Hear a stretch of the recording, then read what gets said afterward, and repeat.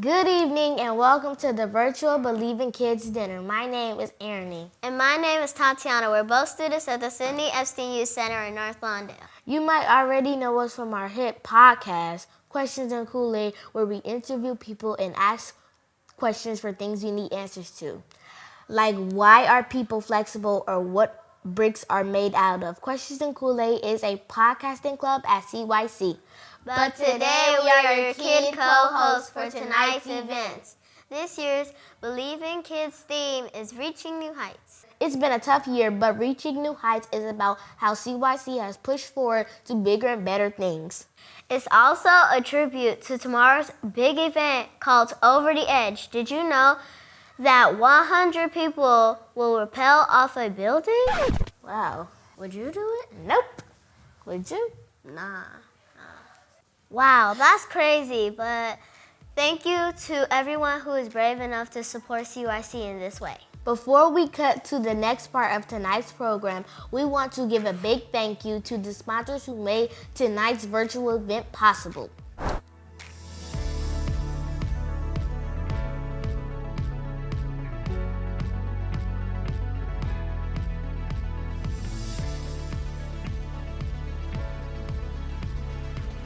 Thank you all so much for your generosity. Now we are going to kick it over to Mr. Kevin CHEREP, CYC's president and CEO. Enjoy the show! Thank you so much, Ernie and Tatiana. Questions and Kool-Aid is one of many amazing clubs at CYC. And I am so proud to see our kids finding inspiration and engagement, especially during what has been an extraordinarily challenging year. Welcome, and thank you all for joining us for our annual Believing Kids Dinner. This is the second year in a row that many of you will be joining us from home, and we are so appreciative of your continued support. We have a lot to celebrate tonight. To kick things off this weekend is CYC's first ever Over the Edge fundraising event. Our supporters, and yes, even I, will be rappelling 17 stories down the 20 West Kinsey building in support of CYC kids. I hope you all will join us. A special thank you to all of our sponsors and donors. Despite the challenging year, CYC managed to weather the storm and find ourselves as a strong and thriving organization. CYC's resilience has taken us from virtual classes and hybrid learning to a return to in-person summer fun. Our family engagement program saw a surge in participation. 2 of our centers will be undergoing major renovations, and digital programming helped us to reach more children and families than ever before. But most importantly, I want to celebrate the CYC team. The frontline staff of CYC, the teachers, youth workers, family engagement specialists, all of those who showed up every day to provide critical support in the most difficult of times. They are the unsung heroes of our organization, and their stories often go unheard. But it is because of them that CYC can reach new heights. I know we're all tired of hearing unprecedented or uncertain times and the new normal, but in spite of all of that, I'm going to rely on another common sentiment here, one I don't think we should ever get tired of hearing. You can't understand someone's journey until you've walked a mile in their shoes. Our frontline staff are the ones who show up no matter what. They've remained positive, motivated, and brave. And not just through the pandemic, but during what has been the civil rights movement of the 21st century. So just as I did last year, I'm going to ask you all to close your eyes. But this time, instead of picturing yourself at a fancy gala, imagine you're getting ready for your day as a CYC youth worker. Think about turning off your alarm and making your way to our center on the south side of Chicago, the community you live in. How do you share a smile with a student from behind your mask? How can you bring comfort to your class when they ask about the protests? What guides you towards togetherness, positivity, and strength? This past year has taught me what it means to walk a mile in someone else's shoes, how to work towards becoming actively anti-racist, and the role that I need to play in supporting CYC's invaluable impact. And I encourage all of you to think through what you can do to create change and to ensure the stories of our unsung heroes are honored. Because it is up to us to educate ourselves, to practice radical empathy, and to stand up for what is right and just.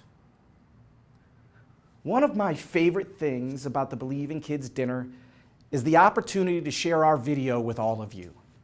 And in a moment, you'll go on a journey with two of those incredible heroes, Miss Mary and Clarence, and get a better understanding of the critical work that they do. I hope it inspires you to celebrate and share the stories that deserve to be heard.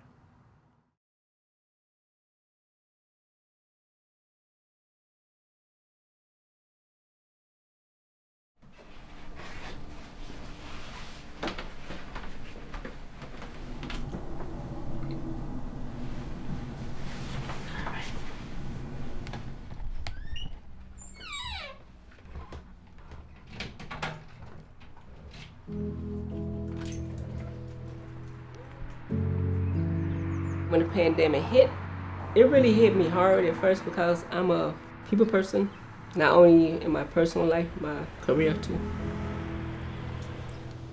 Prior to the pandemic, 4 or 5 hours a day, 5 days a week is what we spent with young people.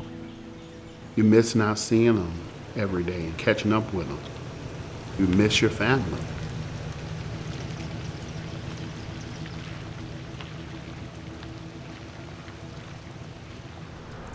My first day back in the center after the pandemic, it was bittersweet. So it was quiet in the building, with no laughter, nobody talking. It was kind of anticlimactic, just kind of preparing.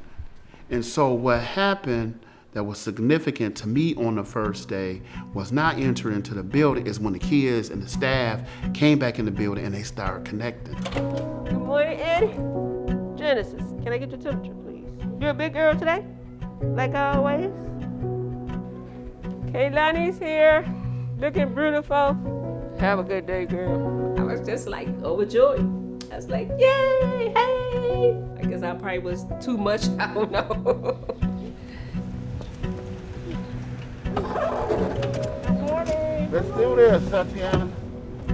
It's raining today. I thought it would be sunny. The kids were so happy to see the staff. I mean, they was like, oh, Mr. Such and Such, oh, Mr. Such and Such, I miss you. We did a little social distance hug, you know, that connection, that energy. That was like, yeah, this is what CYC is all about. Hey, Kennedy, hey, good morning. Good morning. Put those masks up. I did my test, I did my reading test. So you tell me. Our program can still exist in the midst of a pandemic. We back, we made it. Yep, turn it up a little bit. Go in the circle. We talk a lot about the heroes of COVID, nurses and the frontline medical workers. But we are now seeing, I think, the folks who are in community serving the needs of these communities as the heroes that they've always been. Our team, while running in-person programming as we would typically run it, also were running an extraordinarily robust digital remote program that involved the delivery of more than 3,000 club kits all over the city of Chicago. The staff had to perform in the face of the worst that can happen, a pandemic plus incidents of racial inequity. The pandemic and The Black Lives Matter movement was like the perfect storm. We have an opportunity to grow and learn from this. It was amazing to see donors, board members, and staff stepped up when I think there was just so much more explicit signs of racial inequity. This country is starting to look differently at the importance of investing in organizations that are actually in community doing the work. So we remain optimistic. We remain focused on expanding access to equitable opportunities for young people.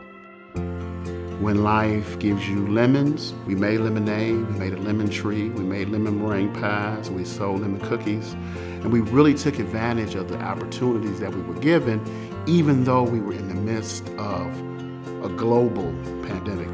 In a post-pandemic world, CYC is indispensable because you cannot have a strong Chicago without a strong set of communities. And a strong set of communities starts with an organization like CYC. I get to help people. That's why I like working here. I used to be in a classroom before the pandemic. I'd be in there every day, helping the teachers any way I could. But right now, I don't feel like I'm 100% back yet because of that. But when they say, you can go into the classroom now, I'll be there.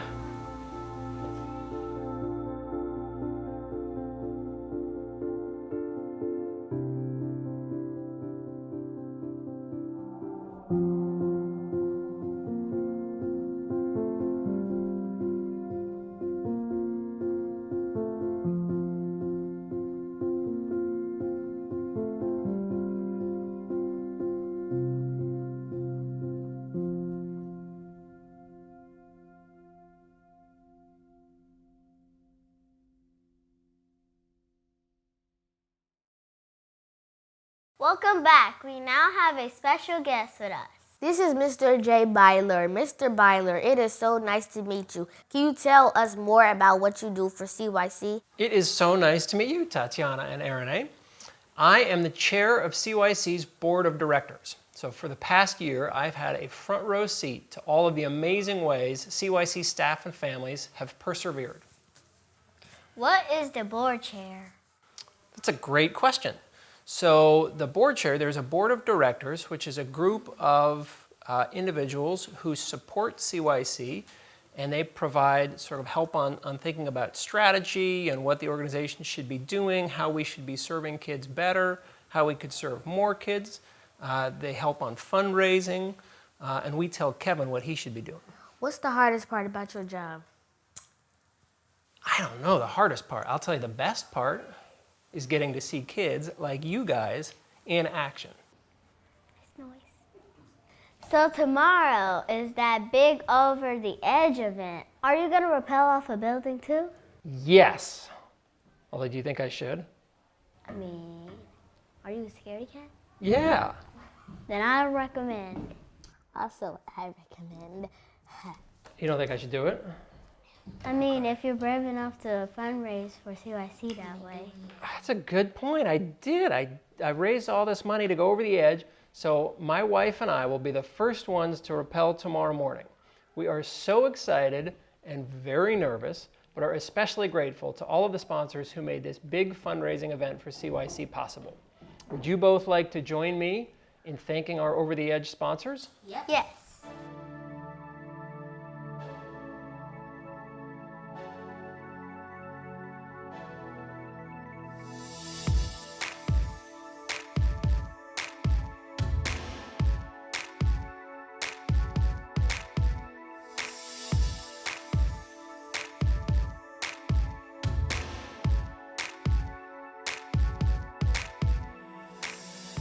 Thank you all so much for your tremendous generosity with this one-of-a-kind event. You are truly making a difference for Chicago youth and families with your support.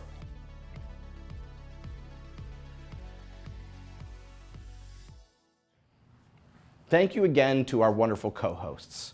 and to our board chair, Jay BEIDLER. Tatiana and Arnie are students at the Sidney Epstein Youth Center in North Lawndale, which was named for our co-founder, Sidney Epstein, after his passing in 2016. Much like Sid, his wife, Sandra Berman Epstein, always put the welfare and advancement of Chicago families first.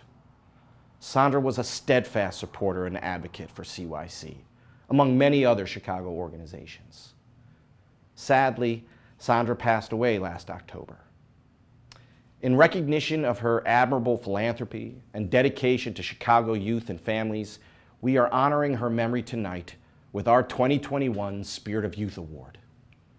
Sandra's impact on CYC and other key organizations such as the Chicago Foundation for Women and Shy Arts is an incredible legacy that spans many decades. Please join me now in watching this year's Spirit of Youth video honoring the extraordinary Sandra Berman Epstein.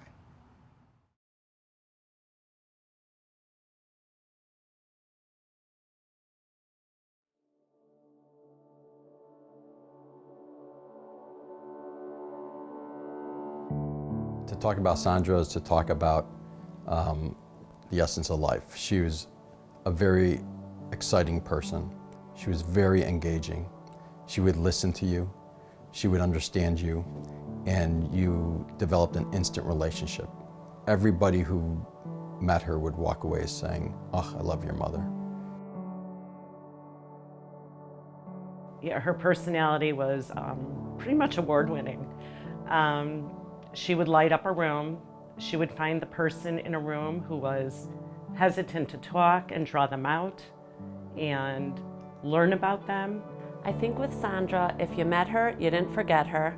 She's dynamic, she's beautiful, she's elegant. She had a real passion for whatever she was involved in. Well, the Spirit of Youth Award is CYC's highest honor, if you will. It is intended to recognize the extraordinary impact of an individual or family on the youth that CYC serves. Sandra would have been an extraordinary recipient in any year. Unfortunately, this year, in the midst of all of the other extraordinary challenges that we faced, we lost Sandra. This year's Spirit of Youth Award recognizes Sandra's impact holistically on the city of Chicago, not just through the lens of Chicago Youth Centers. Sandra got involved in numerous organizations throughout the city. If it was an organization that was well-run, well-structured, she had no problem supporting it. She was on the boards of many Chicago cultural institutions, Hubbard Street Dance Chicago, the Chicago High School for the Arts, Chicago Public Library Foundation. She also loved to go to all the events for them because she got to meet the people that were part of it. She was actually on the board of the Illinois Arts Council. That's where she met Sid. So Sid and Sandra were married for more than 30 years. Sid was one of the founders of CYC, so naturally Sandra learned about CYC through Sid. But separately, it became her cause as well. Yeah, so interestingly, I was the first ever CEO of Chicago Youth Centers that never met Sid. And it was clear from that very first conversation with Sandra that she didn't love CYC because of the Epstein's family or the founding impact that they had. She loved CYC in a very personal way. When my mom had graduated college at University of Illinois, she wanted to be a lawyer. And in those days, it wasn't very common for women to be a lawyer, and they didn't really see the importance of a woman becoming a lawyer. And they said to her, well, why would you need to be a lawyer? You'll just be a housewife and it'll be fine. I think because of that, Sandra was very passionate about helping women and children to fulfill their best selves. Well, the one thing that I know she loved was the scholarship award. Sandra would review every application and every essay personally. I remember talking to her from time to time. She'd be like, how do you pick any one of these students? Every one of them is unbelievably qualified with a beautiful story, with a terrific background, and your heart just pours out to them. But there was something she absolutely loved because she loved to see the positive influence that the Chicago Youth Centers had on so many children. Well, Sandra left a beautiful donation to CYC after she had passed. It was important to my mother to make sure that we made a contribution to support the endowment of the Chicago Youth Centers. Supporting the endowment is pretty much the lifeline of an organization.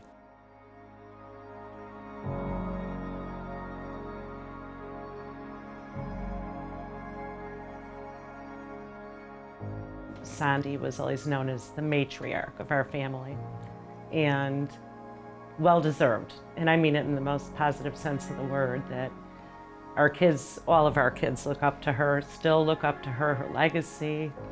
Certainly I do. You know, have really become a close-knit family because of the guidance and relationships we had with Sandra.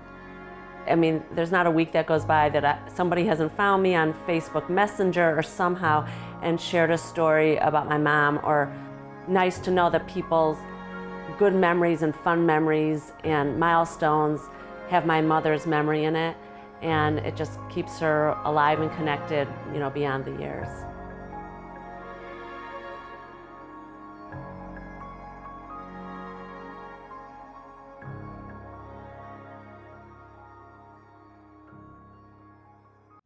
Sandra will be dearly missed by so many people. And while I imagine she would have hated receiving this tribute while she was here, I think she would have loved this next story.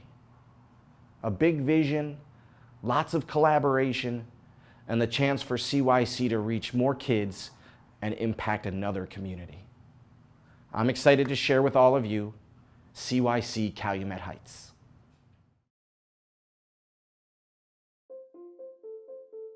Yeah, so when I first became CEO of Chicago Youth Centers, almost 4 years ago now, one of the very first people that I met was Alderman Greg Mitchell. We have another center, the Rebecca Crown Center, that's also in his ward, the 7th Ward.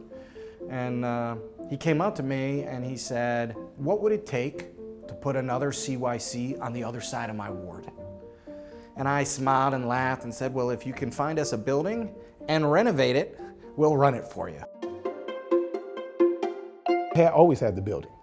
I couldn't get it done. With any project, it is not just one piece that's going to satisfy the whole. This is really my first opportunity for a true public-private partnership, and I'm very excited about it. I think, you know, having the city of Chicago working with the state of Illinois, along with a nonprofit that has been entrenched in the city and doing good work, has been a great opportunity. On May 26th, the City of Chicago passed an ordinance to turn this facility over to Chicago Youth Centers. And Representative Tarver was able to get a $5 million capital grant from the governor's capital budget to renovate this into Chicago Youth Centers Calumet Heights, which will be a 15-month to 18-year-old youth and community center right here on the other side of Alderman Mitchell's ward. So in Calumet Heights, we're on the southeast side of the city of Chicago. A little far south, we're on 92nd Street, which is not always remembered by people in downtown or South Loop and areas like that. But it's a very vital community. It's a very well taken care of neighborhood. And so I think having a project like this that fits into the character of the neighborhood and what they want is particularly exciting. If anything in government, not everything flows smoothly, but having people pull on the same side of the rope with the same focus, which again is making sure that children have an opportunity to enjoy programming and education, I think we're on the right path. Because as you can see, this site sits an entire block long, so there's endless opportunities. The side of the center that we're sitting on right now is going to be an early childhood center, so we're going to have kids from 15 months to 5 years old. And then the other side of the building is going to be a hub for all of our school-age programming. So we'll have multiple classroom space for kids from the ages of 6 to 18 for after-school programming, summer programming. We're going to have a tech center. We're going to have a gym. To take a piece of the community that has sat vacant and to bring it back to life It is actually in a profession where we don't get a lot of thank yous, where we don't have a lot of wins sometimes, and especially a challenged neighborhood like mine, to get this going, man, it means the world. And it makes walking away from what I did before I walked away from corporate America. It wasn't about the money, it was about the community. So to actually see and have these wins, man, it makes me be able to go home at night and sit down and say, job well done.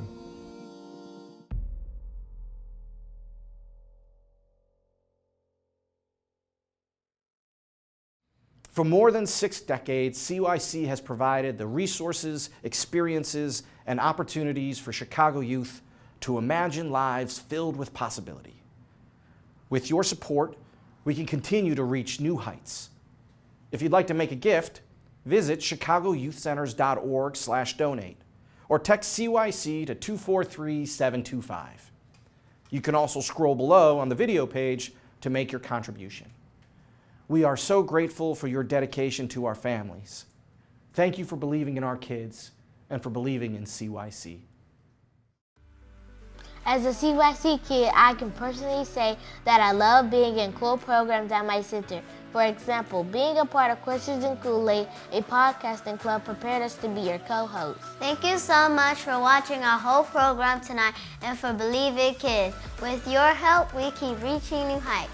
And of course, a special thank you to our teachers and center directors who believe in us every single day. Have a good night.